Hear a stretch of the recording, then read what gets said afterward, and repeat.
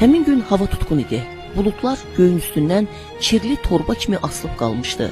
Sadə adamlar üçün bu torba tezliklə boşalmalı, yağış yağmalıydı. Ölkənin siyasət adamları isə Azərbaycanın müstəqilliyinə tikilən torba kimi baxırdı. Göy üzündən daş kimi asılıb qalan bu bulutlara. Onlar təbiət hadisəsindən daha çox ölkənin başı üzərini alan qara bulutlara işarə idi. Həmin gün Demokratik Cumhuriyyətin parlamenti günorta saat 1-dən etibarən gərgin müzakirələr aparırdı. Bolşevik rəhbərliyi və Rusiya Kommunist Bolşevik Partiyası Qafqaz Diyar Komitəsinin Bakı bürosu hakimiyyətin təhvil verilməsi ilə bağlı parlamentə ultimatum vermişdi. Ölkədəki siyasi mühiti real qiymətləndirən Cumhuriyyət təmsilçiləri nəhayət gecə saat 23:45-də hakimiyyətin kommunistlərə verilməsi ilə bağlı qərar qəbul etdi. Şərqdə ilk Demokratik Respublika süquta uğradı. 28 aprel səhəri günəş doğmadı.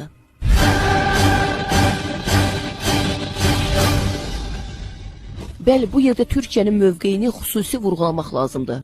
Çox düşünülmüş və artıq qabaqcadan hazırlanmış bir siyasət dururdu.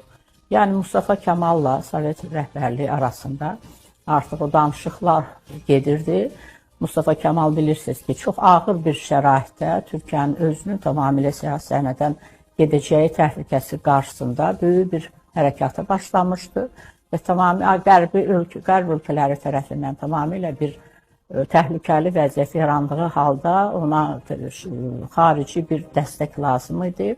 Xüsusilə hərbi cəhətdən sursat almaq, kömək almaq lazım idi və bunların hər iki deməli qüvvənin İngilislərə qarşı vuruşduğu nəzərə alaraq Bolşevik Rusiyası bu məsələdə Mustafa Kemal hərəkatını dəstəkləyirdi və onların arasında ilk növbədə danışıqlar bu səpkidə gedirdi.